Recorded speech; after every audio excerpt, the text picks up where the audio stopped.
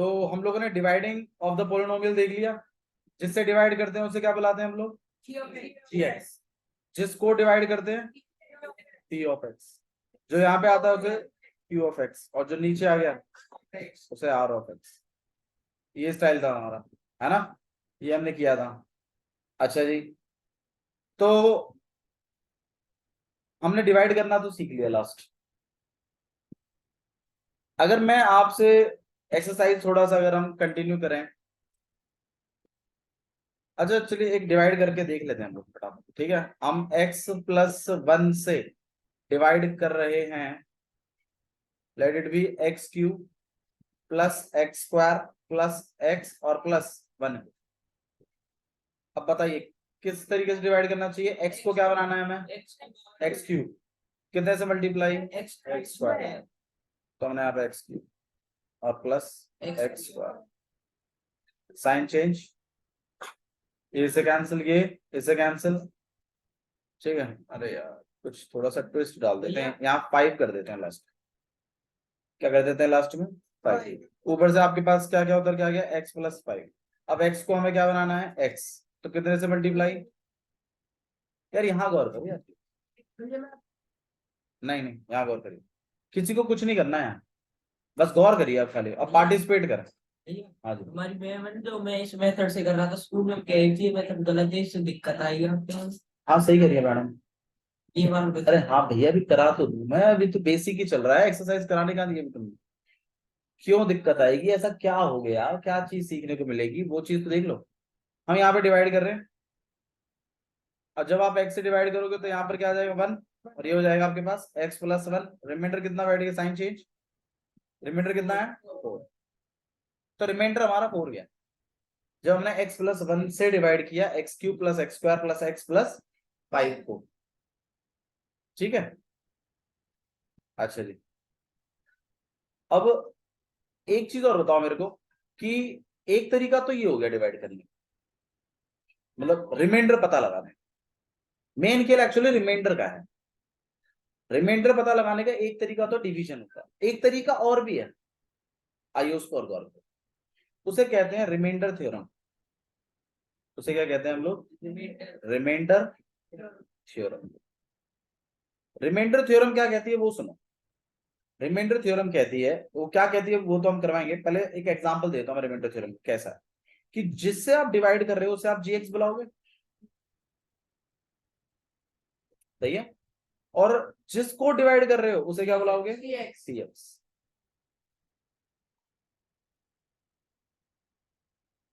तो remainder theorem कहती है कि बिना डिवाइड करे आप डायरेक्टली रिमाइंडर पता लगा सकते हैं।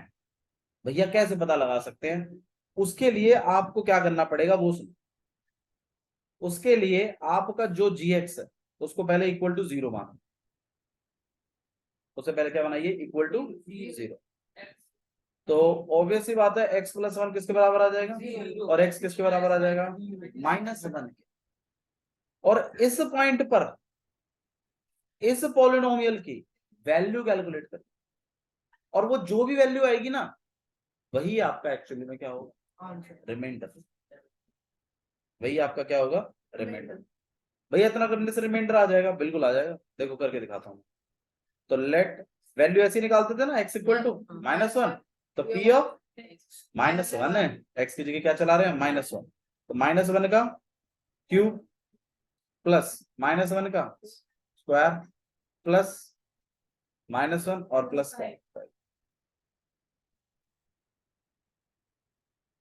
अब -1 का क्यूब कितना हो जाएगा? -1। ये बात क्लियर है भाई? ये क्यूब जो है माइनस को भी मिलेगा, 1 को भी मिलेगा। माइनस को मिलेगा तो क्या हो जाएगा? माइनस। और 1 का क्यूब कितना रहता है? 1। इधर का बताओ भाई, -1 का स्क्वायर का क्या हिसाब किताब है? स्क्वायर का माइनस प्लस का हो जाएगा, 1 का स्क्वायर 1 ही जाएगा। -1 और प्लस का 5। अब ये +1 और ये -1 कैंसिल, माइनस प्लस माइनस, 5 में से 1 गया, और हमारा रिमाइंडर भी कितना है?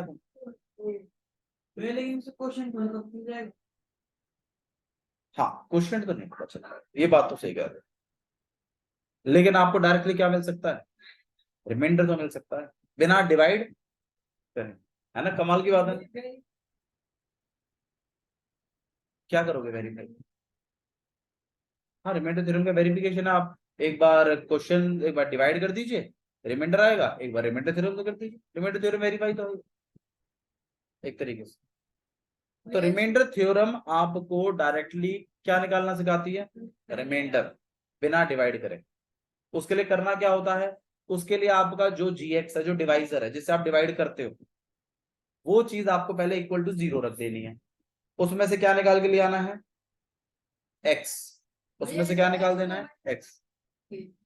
बाबू मैंने ये जो आपका जीएक्स इक्वल टू 0 सेट किया पहले, जीएक्स इसके बराबर 0 को, जीएक्स की जो वैल्यू थी आपकी x+1, इसको लिख दिया, और फिर इसमें से x की वैल्यू अकेली करी। ये +1 जब उधर जाएगा तो ये किसका हो जाएगा? इसलिए आएगा, समझ में आया?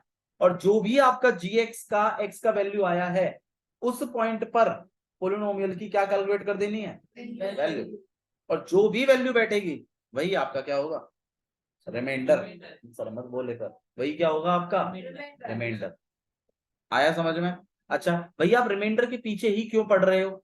आइए, रिमाइंडर के पीछे हम क्यों पढ़ रहे हैं इस बात को भी थोड़ा सा क्लियर करते हैं। मुझे एक चीज और बताओ तुम लोग, फैक्टर्स क्या होते हैं प्रीत?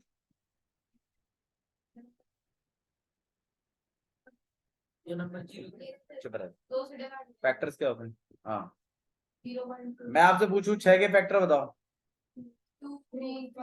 1 2 3 और 6। तो फैक्टर्स क्या होते हैं? अरे फैक्टर्स क्या होते हैं?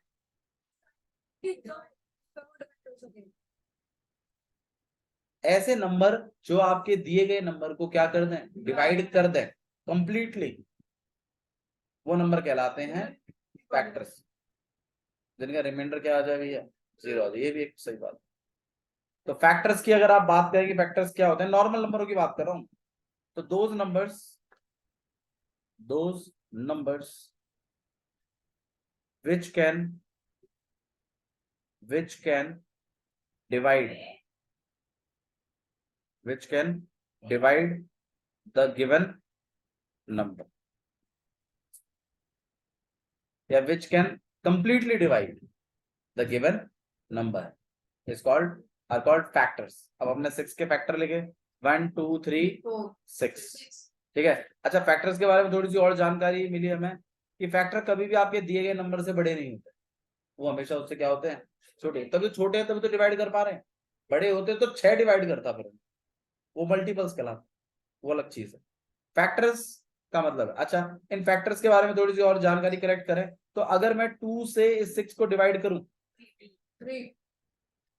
रिमाइंडर के बताओ, रिमाइंडर। और अगर 3 से करूं तो क्या सीखने को मिला? सीखने को क्या मिला? कि फैक्टर से भैया जब कभी डिवाइड करते हैं, रिमाइंडर कितना आता है? अब आपकी एक्सरसाइज का पहला क्वेश्चन देखिए, exercise 2.3 question number first, exercise 2.3 question number first, देखिए क्या लिखा हुआ है। Determine which of the following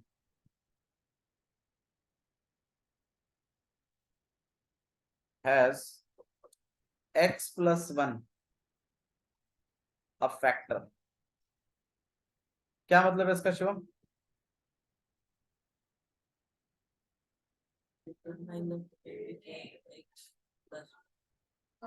नहीं, ये बताएगा, ये गोबर खाता के नहीं बता सकता, बता रहे।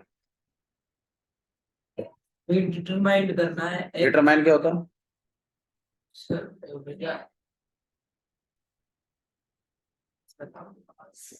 डिटरमाइन क्या होता है नवीन? प्रूफ नहीं, बताना है। पता लगाइए, पता लगाइए कि which of the following has x+1 a factor. ये जो नीचे 4 पॉलिनोमियल लिखे हुए हैं ना, एक चौथा भी लिखूंगा मैं, इनमें से x+1 किसका फैक्टर है? ये है क्वेश्चन। आप ये बताइए कि ये जो 4 पॉलिनोमियल लेके जा रहे हैं, इसमें x+1 किस किसका फैक्टर है? तो आपको ये बताना है कि x+1 किसका फैक्टर है। तो अगर x प्लस 1 से डिवाइड किया जाए जिस पोलिनोमियल को, और अगर रिमाइंडर कितना आ जाए, 0 आ जाए, तो उसी का फैक्टर है वो। सही बात है। दोबारा सुन मेरी बात। आपसे ये पूछा गया है कि x प्लस 1 किस पोलिनोमियल का फैक्टर है, तो अगर आप x प्लस 1 से इसको, इसको, इसको और जो चौथा लिखोगे उसको, चारों को अगर डिवाइड करो, और जिससे भी डिवाइड करते टाइम रिमाइंडर क्या आ जाए, 0 आ जाए, तो x प्लस 1 उसका क्या बन जाएगा, फैक्टर। क्योंकि फैक्टरों की खासियत होती है कि वो जब कभी भी दिए गए नंबर को डिवाइड करते हैं, रिमाइंडर क्या छोड़ते हैं, 0। ये भी सिखाया ना मैंने आपको। अब आपको चेक भी यही करना है कि x प्लस 1 किसका फैक्टर है। तो अगर आपको x प्लस 1 फैक्टर चेक करना है, तो आप x प्लस 1 से डिवाइड करके देख लो, और अगर रिमाइंडर 0 आया तो फैक्टर है, और रिमाइंडर 0 नहीं आया तो फैक्टर नहीं। एक तरीका तो ये हो गया। लेकिन जैसे कि हमने देखा डिवाइड थोड़ा सा बड़ा पड़ता है रिमाइंडर। अब बात अगर रिमाइंडर निकालने की ही है, तो क्यों ना रिमाइंडर थ्योरम से निकाला जाए। तो रिमाइंडर थ्योरम क्या कहती है, रिमाइंडर थ्योरम कहती है कि जो भी आपका gx है उसको किसके बराबर रख लो, पहले 0, उसमें से x निकाल लो, और उस पॉइंट पर पोलिनोमियल की क्या कैलकुलेट करवा दो, वैल्यू। अगर पोलिनोमियल की वैल्यू जो भी आंसर देगी वही आपका क्या हो जाएगा, रिमाइंडर। तो रिमाइंडर का असम्पशन, अब देखो हमें क्वेश्चन से इंटरेस्ट नहीं है, हमें किससे इंटरेस्ट है, रिमाइंडर। रिमाइंडर 0 आ गया तो फैक्टर है, अगर रिमाइंडर 0 नहीं आया फैक्टर नहीं। लॉजिक समझ में आ रहा है, ठीक है। इसीलिए आपको रिमाइंडर थ्योरम कहेंगे। इसलिए टीचर्स आपसे कहेंगे भी यहाँ पर कि क्या मत करो, डिवाइड मत करो। क्या डिवाइड से नहीं हो सकता ये क्वेश्चन, बिल्कुल हो सकता है, डिवाइड से हो सकता है। फिर डिवाइड से क्यों ना करें, वो थोड़ा सा लॉन्ग है, और प्लस डिवाइड तो आता ही है, डिवाइड तो करते ही हैं बच्चे, वो तो पुराना हो गया। नया वाला क्या चल रहा है, रिमाइंडर थ्योरम। अब जैसे आ, आप लोग अभी तो इंस्टाग्राम चलाते हो, इससे पहले एक और चीज भी चलती थी, इंस्टाग्राम, फेसबुक से पहले भी एक और चीज थी, ऑर्कुट। अब ऑर्कुट आप में से बहुत सारे लोग जानते नहीं, नहीं जानते ना ऑर्कुट, लेकिन हमारे टाइम पे ऑर्कुट भी चलता था। ऑर्कुट, फेसबुक, इनमें कंपटीशन था। अब ऑर्कुट हो गया पुराना, फिर फेसबुक आ गया, फिर फेसबुक क्या हो गया पुराना, अब क्या आ रहा है, इंस्टा। अब इंस्टाग्राम भी पुराना होता जा रहा है, और स्नैपचैट आ रहा है। तो देख रहे हैं आप डेवलपमेंट। तो इसी तरीके से पहले डिवाइड, पहले रिमाइंडर का पता लगाने का डिवाइड के थ्रू था, लॉन्ग डिवीजन। लेकिन अब किसके थ्रू चल रहा है, रिमाइंडर थ्योरम। डायरेक्ट रिमाइंडर बताता है। समझ में आया, तो ये नई टेक्निक है, इसे जरूर सीखें। क्लियर। तो आइए पता लगाते हैं कि किसका फैक्टर है, किसका फैक्टर नहीं है। उसके लिए हमें px और gx लिखना पड़ता है। तो आइए सॉल्यूशन स्टार्ट करते हैं। क्वेश्चन नंबर जो फर्स्ट हम कर रहे हैं, तो आप ही बता दीजिए gx कितना है, x प्लस 1, px कितना है,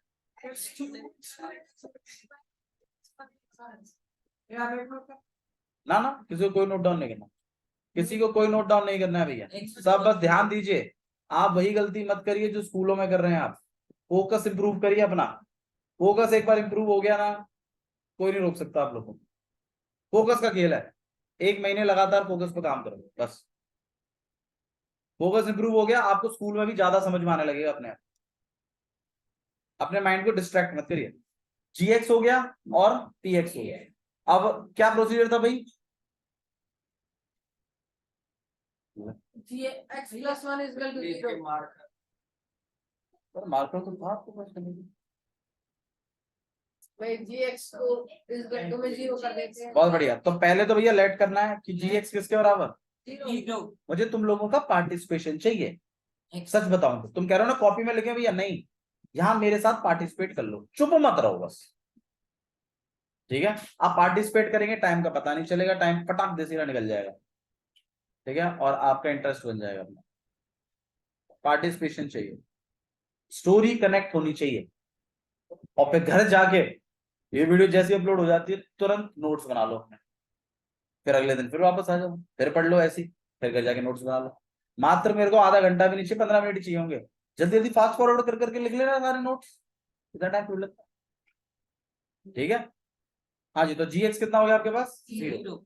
उसके बाद क्या करना है, x plus 1 equals to x equal to, ठीक है। यहाँ नहीं है तो इसके बाद क्या करना है, -1 की पावर 3 -1/3। कंसेप्ट बोलो, कंसेप्ट क्या है?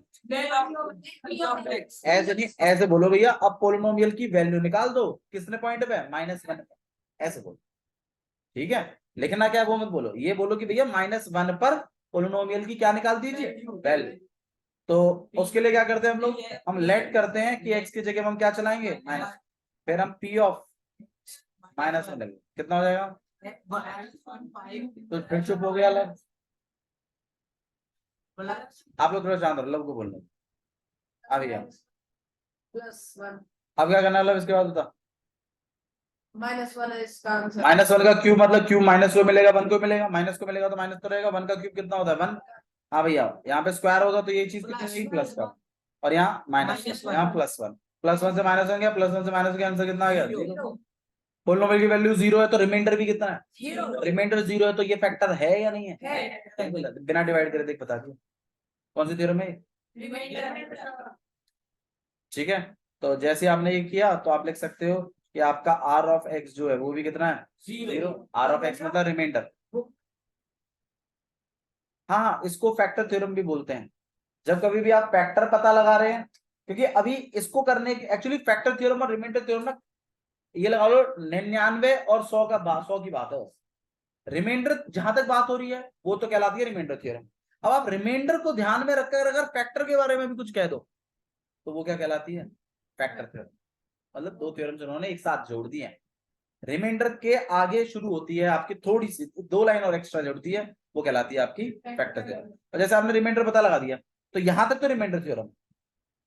अब इसके आगे अगर मैं फैक्टर के बारे में और लिख दूं तो फिर वो क्या बन जाती है, फैक्टर थ्योरम। तो अभी अभी रिमाइंडर जैसे 0 हो गया तो आप इसके बाद एक कंक्लूड कर सकते हो, hence g of x equal to x plus 1 is factor of px, ठीक है। और रीजन क्या लिखोगे इसका, अब आप किस चीज के बारे में बात करो ना, रिमाइंडर नहीं, रिमाइंडर तो बस खाली रिमाइंडर। अब आप फैक्टर के बारे में बोल दिया ना आपने, अब आप यहाँ पे क्या लिख दोगे, फैक्टर थ्योरम। तो आपके रिमाइंडर थ्योरम ने तो आपका बस यहां तक साथ दिया है, एक स्टेप आपने वो जो फैक्टर वाली बात कर दी ना, उस थ्योरम को इन्होंने एक थ्योरम बुलवा दिया है, और क्या बोल दिया उसको, फैक्टर थ्योरम। समझ में आया? तो रिमाइंडर थ्योरम आपको सिर्फ रिमाइंडर तक कंक्लूड करता है, लेकिन अगर रिमाइंडर को ध्यान में रखकर अगर आप फैक्टर के बारे में बोलने लग जाओ तो फिर उस थ्योरम का नाम क्या है, फैक्टर। बस यही फर्क है, रिमाइंडर थ्योरम और फैक्टर। तो तीन चीजें हैं, रिमाइंडर थ्योरम, फैक्टर थ्योरम और लॉन्ग डिवीजन। डिवाइड करने को लॉन्ग डिवीजन बोलते हैं। जब रिमाइंडर तक की बात है, खाली सिर्फ रिमाइंडर तक की, तो रिमाइंडर थ्योरम।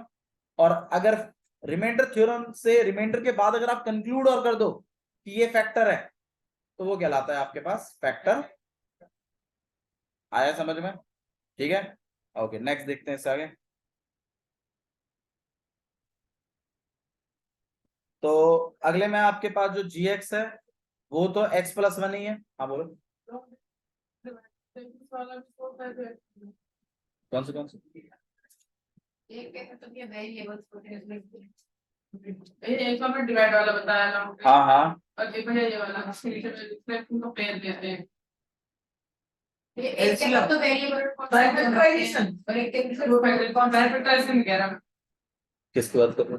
एलसीएम का भाई, जिसमें वो दो नंबर बनाते हैं साइड में, एचसीएस जिसमें पेयर्स बनाने होते हैं इस तरीके से,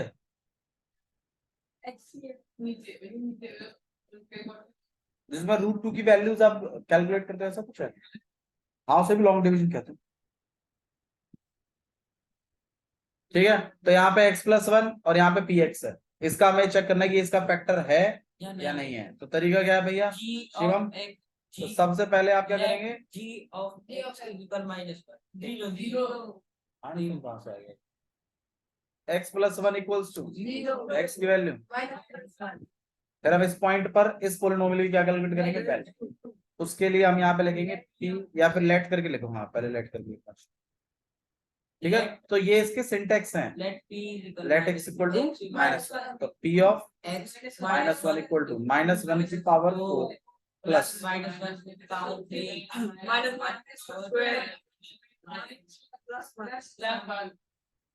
अब लव बताएगा -1 की पावर 4 कितना होता है लव, 1 1। माइनस पावर 4 है, माइनस का प्लस हो जाएगा, 1 की पावर कुछ भी हो वही होता है। अब बताओ अगले में -1, उसके अगले में, उसके अगले में, ये इससे कैंसिल हो गया, ये इससे कैंसिल हो गया, आंसर कितना है? तो नहीं, क्योंकि रिमाइंडर आपका कितना आ गया, आर ऑफ एक्स आपके पास 1 है। यहाँ पे आप लिख सकते हो remainder theorem by remainder theorem. तो जब तक रिमाइंडर की बात हो रही है रिमाइंडर थ्योरम लिख सकते हैं, लेकिन जब रिमाइंडर थ्योरम को आधार मानकर किसके बारे में बात कर दो, फैक्टर के बारे में, तो वो थ्योरम कहलाती है फैक्टर थ्योरम। ठीक है, तो आपके पास रिमाइंडर तो आ गया, तो आप लिख सकते हो सो या हेंस, हेंस आपका जो gx है, जो x+1 is not factor of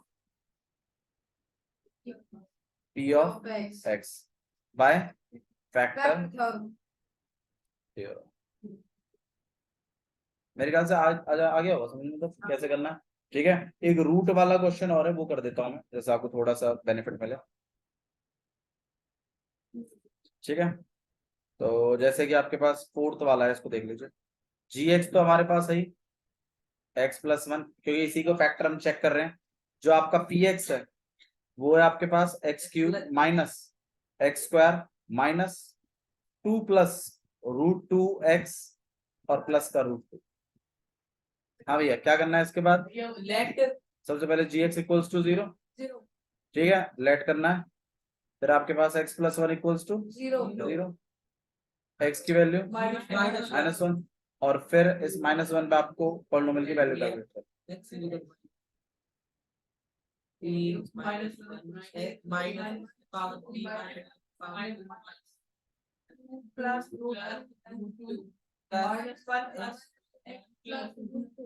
इसको थोड़ा सा अच्छे से कर दे, क्योंकि देते भी हैं टीचर्स इस क्वेश्चन को, काफी रूट वाला है ना, और रूट से तो बच्चे वैसे ही घबराते हैं। -1 का क्यूब कितना होता है, -1, माइनस तो है यहाँ, -1 का स्क्वायर +1, लेकिन बाहर माइनस चल रहा है तो ये फिर माइनस का। अब मुझे एक चीज बताओ, ब्रैकेट के बाहर अगर माइनस हो, जैसे मान लो 2x+3 है, तो क्या होगा, माइनस बाहर होने से ब्रैकेट के अंदर के नंबरों के साइन बदल जाते हैं।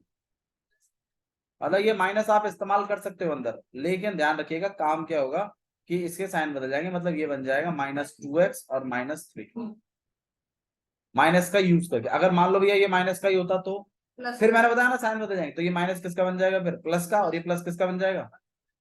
समझ में आया, माइनस अगर ब्रैकेट के बाहर है तो क्या बदलाव होता है, साइन बदल जाते हैं। हाँ, उससे मतलब अंदर मल्टीप्लाई हो जाता है, एक्चुअली इनडायरेक्ट वे कहने का तो ये। अच्छा जी, अब ये माइनस अगर मैं अंदर यूज करवा दूं तो बाहर तो प्लस हो जाएगा। हाँ भैया, अंदर अगर यहाँ प्लस था, यहाँ क्या बन जाएगा, माइनस, और यहाँ भी प्लस था, यहाँ भी क्या बन जाएगा, माइनस, और यहाँ -1 ही, और ये प्लस का। अच्छा, कोई नंबर अगर आपके ब्रैकेट के साथ लिखा हुआ है, मान लीजिए -1, तो इसका मतलब क्या होता है, ये दोनों के साथ मल्टीप्लाई, और -1 के मल्टीप्लाई होने का मतलब है सिर्फ किस चीज में बदलाव आएगा, साइनों में, क्योंकि 1 से तो मल्टीप्लाई होने पे कोई फर्क पड़ता ही नहीं है। तो अगर आप जैसी -1 से दोबारा मल्टीप्लाई करेंगे इसको, आप पीछे से भी जाओ, ठीक है, क्योंकि आप इसको 2 × 3 लिखें तो ये इससे मल्टीप्लाई में है, आगे 2 भी 3 में मल्टीप्लाई में है।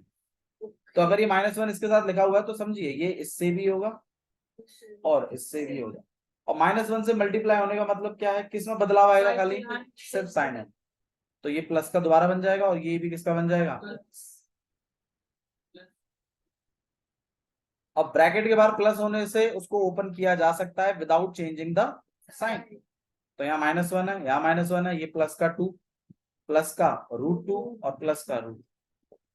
अब ये -1 माइनस का 2 +2 √2 और √2 कितने होते हैं भाई, प्लस करते हैं 2 रूट्स का प्लस नहीं आता, नहीं आता, कोई बात नहीं करा देंगे, लेकिन अभी फिलहाल के लिए समझिए ये √2 ये 2 से 2 कट जाएगा, कितना आएगा, तो आपका रिमाइंडर तो 2√2 आ रहा है, तो इसका मतलब ये भी नहीं है, फैक्टर नहीं है।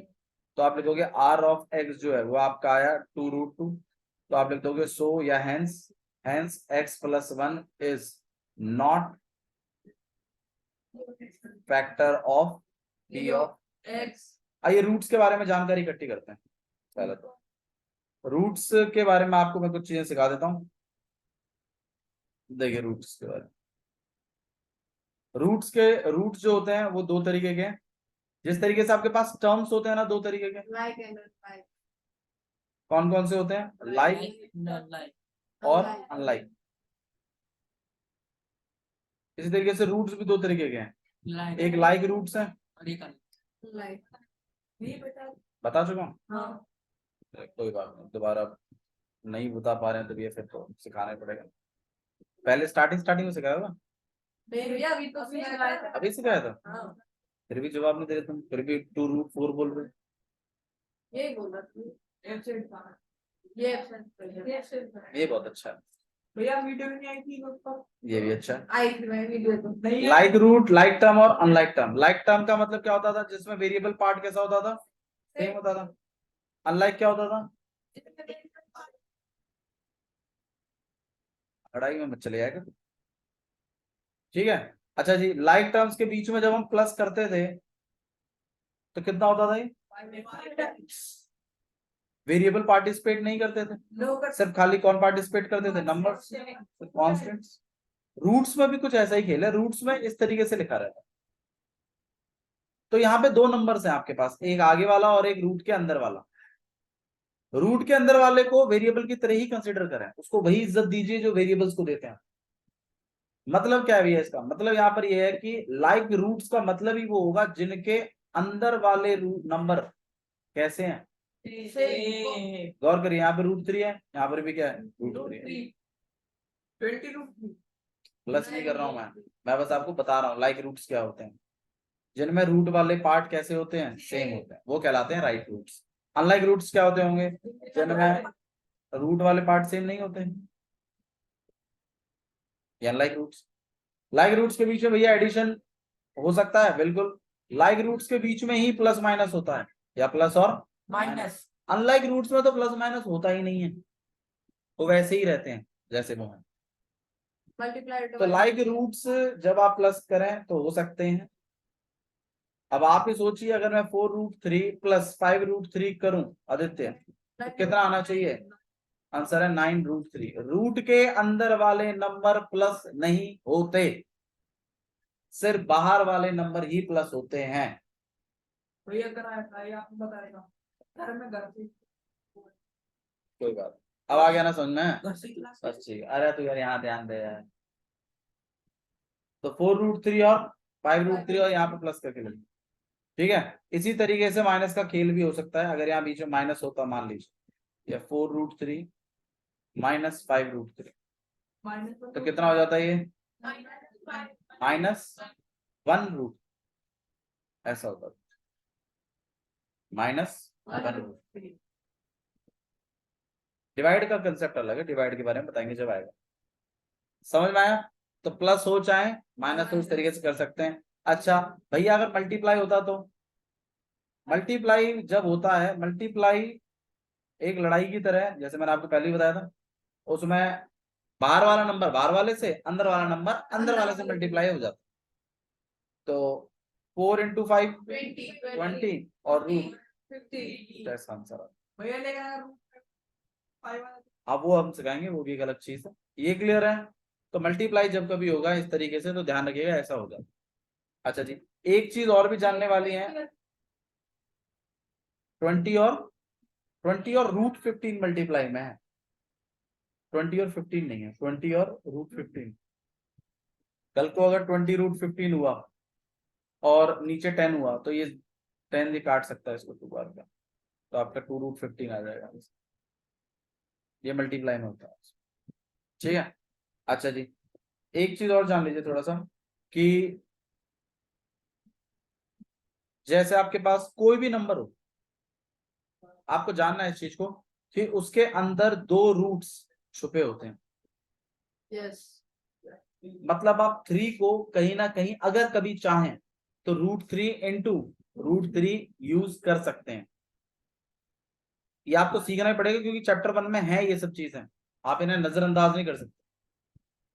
तो 3 को आप कहीं ना कहीं √3 × √3 लिख सकते हैं, अगर रिक्वायरमेंट पड़ेगी तो, ठीक है। इसी तरीके से भैया √3 का स्क्वायर कितना होता है भैया, क्या स्क्वायर से रूट कट जाता है, आंसर है बिल्कुल कट जाता है और आपका 3 बचेगा। बात वही है, √3 का स्क्वायर मतलब क्या, √3 इंटू √3, और √3 तो मैंने आपको अभी बताया था भैया, अभी अभी आप ही ने बताया √3 इंटू √3 में वो अंदर वाले नंबर प्लस मतलब मल्टीप्लाई हो जाए तो √9 हो जाता। हाँ √9 की वैल्यू भी कितनी होती है भैया, अगर हम ऐसे कर लें तो हाँ कर लो, लंबा प्रोसेस है। शॉर्टकट आजकल की जो इंस्टा है वो तो यार यही कहती है कि √3 इंटू √3 कितना होता है 3। अब तुम्हें अगर बाबा आदम के जमाने में आना है तो हाँ √3 इंटू √3 √9, और √9 की वैल्यू कितनी होती है 3। हाँ ऐसे कर लो वो भी ठीक है, अब तो ये अपना स्नैपचैट चलाना है और कुछ चलाना है, ठीक है। तो इसी तरीके से √7 इंटू √7 कितना बोल सकते हैं आप 7। इस चीज का यूज कहाँ होता है भैया, इस चीज का यूज ऐसे होता है, मान लो कभी 7 है ऊपर और नीचे √7 है, तो आपको ये बात समझनी पड़ेगी कि आप √7 एक बार पे इसको √7 पे काट सकते हैं। मल्टीप्लाई कर देता हूँ ऊपर भैया नीचे। कैसे कर दिया, एक्चुअली किया ऐसे है कि यार यहाँ पे √7 था नीचे में, तो मेरे को पता था इस 7 में कितने रूट हैं 2 हैं, तो ऊपर नीचे जब काटा तो एक को तो उड़ा ही दिया और एक वही लिखा है। हाँ नीचे बन रहे 1 बार पे गया है, समझ में आया। तो अगर ऊपर 5 है और नीचे √5 है तो तो आपको समझना पड़ेगा एक बार पे और ये √5 बार पे काट देगा।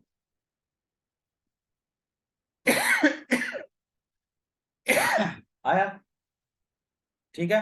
तो ये चीज भी आपके सीखने वाली चीज थी। अब इसी तरीके से हाँ एक एक लास्ट टॉपिक और है इसमें, देखो मैंने आपको पहले बताया कि जैसे मान लीजिए अगर √5 लिखा हुआ है भैया और यहाँ पे √7 मतलब √5 है, तो क्या ये प्लस हो पाएंगे, ये प्लस हो जाएंगे क्योंकि ये लाइक रूट्स हैं, पर भैया इसके आगे तो कोई नंबर ही नहीं है, इसके आगे कुछ नहीं है। और मैंने बताया था दोनों √5 के तो लाइक रूट्स तो हैं, तो प्लस तो हो सकता है, तो ये बन जाएगा आपके पास 8 भाई इसका 1 भी तो है 7 यहाँ है, समझ में आया। तो इसका मतलब ये आप ये कहना चाहते हो कि अगर रूट के आगे कुछ नहीं लिखा है तो 1 है, बिल्कुल यही कहना चाहते हैं हम, अगर रूट के आगे कुछ नहीं लिखा है तो क्या है। अच्छा भैया अगर मान लीजिए किसी क्वेश्चन में ऐसा हुआ कि मान लो रूट ही नहीं है, मान लो ऐसा हुआ 7 √1 कितना होता है भाई 1 ही होता है, तो आप इस बात को भी समझिए कि अगर कहीं 5 लिखा हुआ है खाली तो आप चाहें तो इसको 5 √1 भी लिख सकते हैं, मतलब अगर रूट में कुछ नहीं है तो √1 लिख लो, अगर रूट के बाहर कुछ नहीं है तो 1 लिख सकते हैं आप, ये आपकी चॉइस, ठीक है। रूट माइनस में रूट माइनस में भी हो सकता है, जैसे -2 √3 और प्लस का √3, बताओ कितना आएगा। माइनस 2 √-3 नहीं, ऐसे नहीं होते, अंदर का भी नेगेटिव नहीं आता, आपके लेवल पे भी नहीं है, ये आपके 11th क्लास में रिजॉल्व होगा इस चीज के बारे में। हाँ बोलिए, माइनस प्लस तो 2 में से यहाँ कुछ नहीं है तो 1 है, तो -1 ये सीखिए, आप इसको -√3 भी लिख सकते हैं, आपकी चॉइस, ठीक है। ओके अब हमारे वापस हम क्वेश्चन पे आ जाते हैं जहां हम चल रहे थे। यहाँ था हमारा मामला, हमने ये चीज करी थी, हमने ये मल्टीप्लाई कर लिए थे, हमारे पास यहाँ पे √2 था और √2 था। अब आप बताइए √2 प्लस √2 क्या प्लस हो सकते हैं या नहीं हो सकते, आंसर बिल्कुल प्लस हो सकते हैं, और इसके आगे बना इसके आगे बना तो ये कितना हो जाएगा, इसलिए मैंने यहाँ पे 2 √2 लिखा, आ गया वो समझ में, ठीक है। तो क्या ये इसका फैक्टर था, आंसर है नहीं, ये इसका फैक्टर नहीं था, हमारा 2 √2 आया था, और रीजन हमने लिखना था यहाँ पर क्या, फैक्टर थ्योरम। क्लियर है, समझ में आई बात, कैसे कर रहे हैं खेल को। ओके चलिए देखते हैं आगे। तो क्वेश्चन नंबर सेकंड देखिए क्या लिखा हुआ है। तो पहले वाले क्वेश्चन में आपको फैक्टर थ्योरम से करना है किससे करना है उन्होंने क्लियर नहीं बताया, लेकिन दूसरे वाले क्वेश्चन में तो उन्होंने मुंह पे ही बोल दिया कि किससे करो, फैक्टर थ्योरम से। कोई बात नहीं, फैक्टर थ्योरम भी वही है, रिमाइंडर वाला हिसाब किताब है।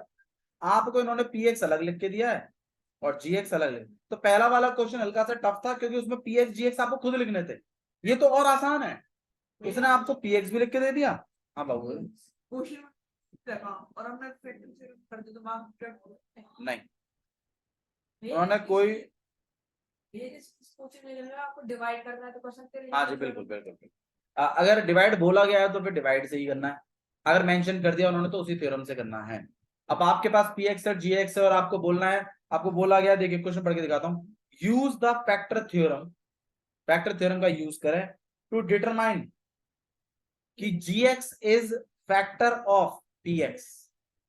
समझ में आ गया होगा क्वेश्चन मेरे ख्याल से, बिल्कुल वही सेम क्वेश्चन है।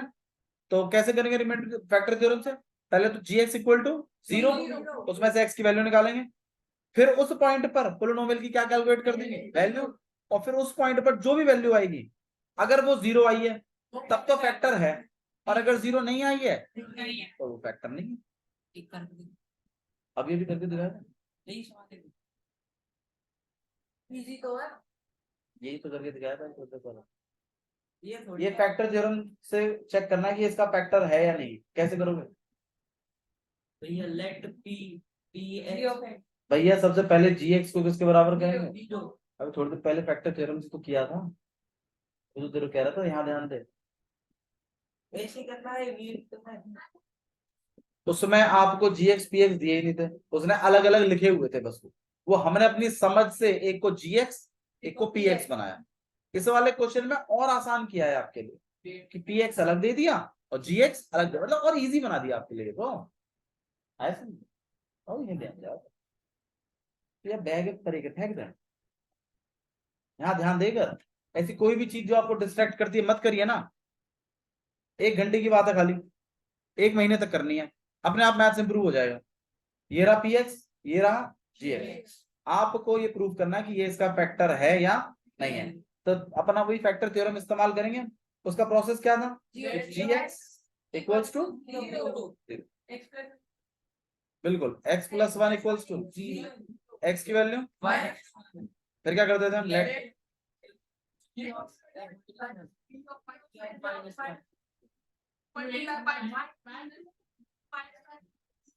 और बढ़िया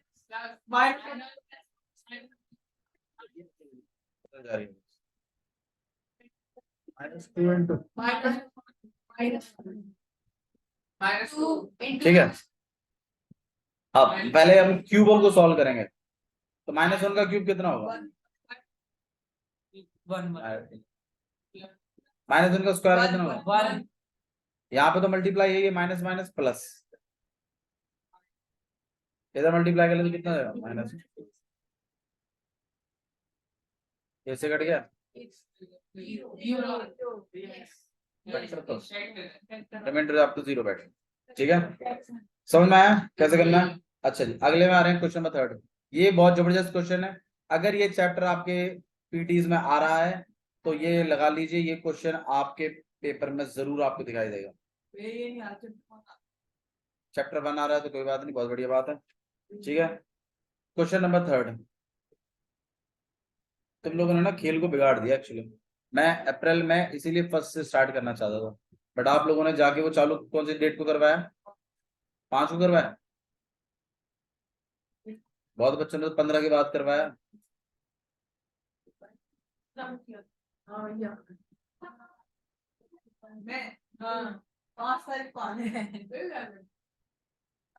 हाँ भाई, आपने साइंस के टाइम पे चालू किया, जाते मुझे आइडिया 15 तारीख के बाद ही आए थे। 15 तारीख 15 को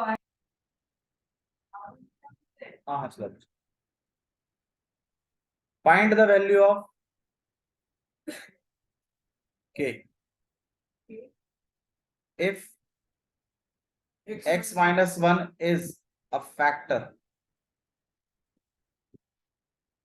of p of x in each of the following cases। Meaning बताओ भाई इसका क्या है पहले तो, अब k की वैल्यू फाइंड आउट करिए, अगर x माइनस 1 फैक्टर है px।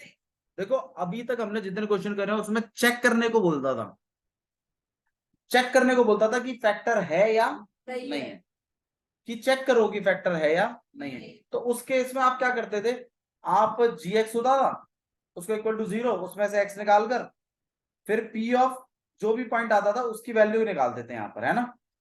और जो भी वैल्यू आती थी वही आपका क्या हो जाता था, रिमाइंडर होता था। रिमाइंडर 0 आया तो वो उसका फैक्टर बनता था, वरना वो उसका फैक्टर नहीं आता। ये क्वेश्चन थोड़ा सा अलग किया उन्होंने, इसमें आपको चेक नहीं करना कि फैक्टर है या नहीं है, इसमें आपको ऑलरेडी दिया ही हुआ है कि फैक्टर है। अब अगर दिया ही हुआ है कि फैक्टर है तो ऑब्वियस सी बात है इसमें से जो भी एक्स होगा, इसमें से जो भी एक्स होगा उसके लिए ये पोलिनोमियल किसके बराबर होगा, 0 के। किसके बराबर होगा, 0 के। मैं दोबारा मेरी बात सुन, मैं क्या कह रहा हूं, मैं ये कह रहा हूं कि ये आपके पास x-1 है और ये आपके पास px है। अब ऑब्वियस सी बात आपको ये बोल दिया गया है कि ये चीज इसका फैक्टर है, बोल दिया है, अभी तक चेक करवाता था, तो मतलब आप इस वाली इक्वेशन का यूज कर सकते हैं, वो -1 = 0 इससे आपकी इक्वेशन। ठीक है, देखो मैं आपको करके दिखाता हूँ एक क्वेश्चन, उससे शायद आपको आइडिया पड़ जाएगा कि क्या चीज करनी है। ठीक है, और आपको पोलिनोमियल उन्होंने कुछ दिया हुआ है कुछ ऐसा कि px जो है वो आपका x² + x + a। तो सॉल्यूशन स्टार्ट कर रहे हैं। आपको ये बोला गया कि ये इसका फैक्टर है, अगर भैया ये इसका फैक्टर है, अगर वाकई में ही ये इसका क्या है, फैक्टर है, तो मतलब इस फैक्टर के x की वैल्यू पर ये पोलिनोमियल किसके बराबर होगा, 0, क्योंकि पोलिनोमियल की वैल्यू क्या देती है, रिमाइंडर। और अगर वो वाकई में उसका फैक्टर है तो इसका मतलब पोलिनोमियल की वैल्यू क्या देगी तुम्हें, 0। दोबारा क्वेश्चन सुनिए, क्या है बोला है, find the value of k की वैल्यू बताइए अगर x-1 इसका फैक्टर है। तो अगर ये चीज इसकी फैक्टर है तो ऑब्वियस सी बात है इस चीज के x पे इस पोलिनोमियल की वैल्यू किसके बराबर होनी चाहिए, 0 होनी चाहिए ना, क्योंकि वो उसका क्या है, फैक्टर है।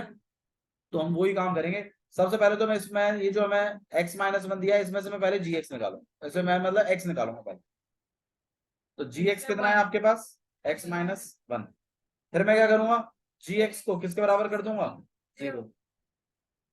तो मतलब x-1 = 0, तो x = 1। मतलब इस पॉइंट पर ये वाले पोलिनोमियल की वैल्यू किसके बराबर होगी, 0 के। क्यों, क्योंकि वो उसका फैक्टर है। इस बार चेक नहीं करना, इस बार आप इक्वेशन बना सकते हो डायरेक्टली, मतलब आप ये बात लिख सकते हो कि p(1) किसके बराबर है, रीजन आप दे सकते हो x-1 इज फैक्टर, यही तो रीजन है इसका। पहले क्यों नहीं लिख पा रहे थे ये बात, क्योंकि पहले पता नहीं था कि फैक्टर है या नहीं, पहले चेक करना था तो ये लिख नहीं पाते थे, तो ये कैलकुलेट करना पड़ता था। लेकिन इस बार तो आपको पता है ना कि ये इसका फैक्टर है, समझा दूंगा, लेकिन अभी आप थोड़ी देख ले, दोबारा एक दो बार देख लेना मुझे। ठीक है, तो फिर इसके बाद हम क्या करेंगे, इसमें 1 का square plus 1 plus k equals to, मैंने इसमें 1 लगा दिया x की जगह, 1 का स्क्वायर 1 प्लस 1 यहाँ पे k, फिर आपके पास k = और यहाँ पे 2, किस चीज की है, और k किसके बराबर आ गया, k को अकेला कर रहे हैं हम -2। तो ये जो आपका k निकाला यही आपको निकालना है। ठीक है, आपके पास इसी के 4 क्वेश्चंस हैं, मैं चाहता हूं आप चारों के चारों करके लाएं। थर्ड के पहले gx = 0 करके पहले x निकालना है, फिर उस x वाले पॉइंट पे पोलिनोमियल की वैल्यू 0 माननी है, इक्वेशन सेटअप करनी है और उसमें वैल्यू डाल के k को अकेला कर देना। ठीक है, 2.3 क्वेश्चन नंबर 3 आप होमवर्क में करके लेके आएंगे, कल चेक करेंगे हम।